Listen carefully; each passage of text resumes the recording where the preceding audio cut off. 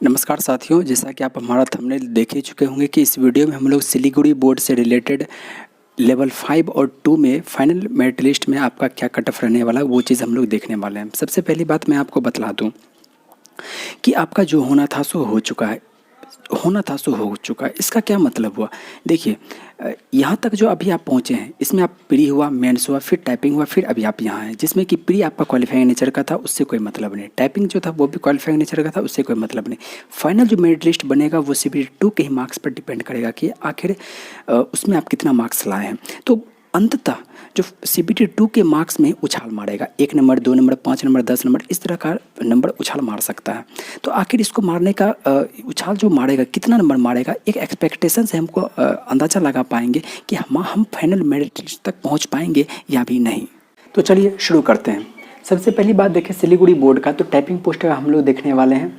मैंने जो अभी कहा कि अभी आप जहाँ हैं वहाँ CBT 1 आप दे के आए हैं, फिर CBT 2 दे के आए हैं, फिर टाइपिंग दे के आए हैं, जिसमें कि CBT 1 आपका किसी काम का नहीं, टाइपिंग भी मतलब इसका मार्क्स जो है कुछ तो मायने रखेगा नहीं आपके लिए।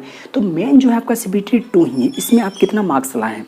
तो मैं घुमा फिरा करके कुछ बातें नहीं करना चाहता हूँ, सीधी सीधी मैं बातें करना चाहता हूँ कि CBT 2 में यदि आप कटअप से 5 नंबर ज़्यादा हैं, CBT 2 में कटअप से यदि आप 5 नंबर ज़्यादा हैं तो आपका 95% चांस बनता है कि आप फाइनल मेरिट लिस्ट तक पहुंच जाएं।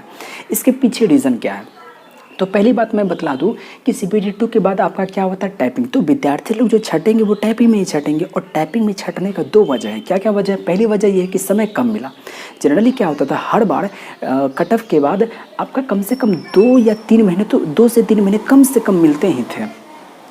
तो बहुत पुराने लोगों ने, नए लोगों ने, हर लोगों ने यही सोचा था कि कट ऑफ के जारी करने के बाद जो है आपको हम 2 से 3 महीने तो मिलेंगे ही, लेकिन जब वो समय आया तो मात्र 24 दिन का समय मिला। इसमें क्या हुआ था कि ग्रुप डी का भी एग्जाम था। अब विद्यार्थी ये सोच नहीं पा रहे थे कि ग्रुप डी करें या फिर टाइपिंग करें। देखिए, जनरली हम लोग जो बेरोजगार हैं वो हर कोई इनसिक्योर हैं, उनको नहीं पता कि NTPC में अगर हो भी जाएंगे तो वहाँ तक पहुँच पाएंगे या नहीं।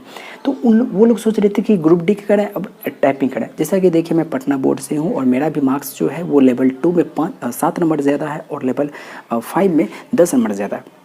तो इसमें क्या हुआ कि मैं पटना प्लेटफॉर्म चला गया था टाइपिंग को थोड़ा सा और बढ़िया करने के लिए। भीड़ में रहूँगा तो बढ़िया कुछ और भी एक्स्ट्रा कुछ ज्ञान हमको मिल पाएगा। तो वहाँ क्या देखे कि बहुत सारे लोग ऐसे थे जिनका 5 नंबर 10 नंबर ज़्यादा होने के बावजूद भी उनका टाइपिंग जो था वो बहुत ख़राब था। अब देखिए, जब वो लोग जब छटेंगे तो कट ऑफ आपका नीचे गिरेगा ही, और नीचे गिरने का मतलब है कि यहाँ तक हो जाएगा। तो पहली बात तो ये समय कम मिला। दूसरी बात क्या है, एग्ज़ाम हॉल में भी बहुत सारी प्रॉब्लम हुई थी। जैसे कि कीबोर्ड प्रॉब्लम में ये था कि कुछ लोगों का शिफ्ट काम नहीं कर रहा था, कुछ लोगों में कोई की काम नहीं कर रहा था। अब बताइए कि जब आपका कीबोर्ड में प्रॉब्लम है तो आप तो 1500 स्ट्रोक्स तो मार नहीं पाएंगे आप, या फिर एक्यूरेसी आपका ख़राब हो जाएगा। तो इसमें तो ऑटोमेटिक आप बाहर हो जाएंगे। पहली बात तो ये। दूसरी बात है ये कि शिफ्ट टू में क्या हुआ था कि रिटाइपिंग के लिए इन्विजिलेटर ने कह दिया कि नहीं, रिटाइपिंग नहीं होगा। तो उन लोगों ने रिटाइपिंग नहीं किया, जिसमें क्या हुआ कि आपके लास्ट में 2-3 मिनट बचने के बावजूद वो लोग रिटाइपिंग नहीं किए और 1500 स्टॉक से नहीं बढ़ पाए। जब आपका 1500 स्टॉक जो मिनिमम था उसको ही नहीं कर पाए तो आप तो ऑटोमेटिक बाहर हैं। जब आप बाहर हो जाएंगे तो कट ऑफ तो आपका नीचे गिरेगा ही, स्वाभाविक बात है, और गिर के चला आएगा। अगर 5 नंबर ज़्यादा होंगे तो 95% एक्यूरेसी है, जितना बढ़ेंगे उसी तरह से आपका चांसेस भी बढ़ता चला जाएगा। आपका एक्यूरेसी नहीं, मतलब चांस, मैं बार बार मिस्टेक कर जाता हूँ, 95 होता है ना, इसी वजह से। और लास्ट बात है क्या है, एग्ज़ाम हॉल में डर ऐसा चीज़ था कि जो कि सबके साथ हो रहा था, हमारे साथ भी हो रहा था, आपके भी साथ में हो रहा होगा। क्या हो रहा था कि जैसे ही टाइपिंग शुरू हुआ तो उंगली थरथराना शुरू, जब ए दबा रहे हैं, एस दबा रहे हैं, आर दबा रहे हैं, यू दबा रहे हैं, कुछ पता ही नहीं चल रहा था। तो इसमें भी आपका एक्यूरेसी जरूर डेफिनेटली गिरेगा। जिन लोगों का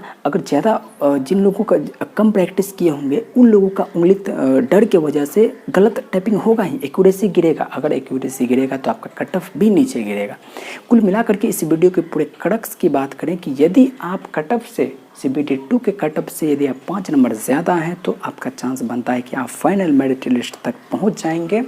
उसके बाद जितना आप आगे चलते जाएंगे उतना ही आपका मेरिट लिस्ट तक पहुंचने का जो चांस है वो बढ़ता चला जाएगा। अगर आपको यह वीडियो हमारा पसंद आया हो तो लाइक सब्सक्राइब करके जरूर जाएं। शुक्रिया।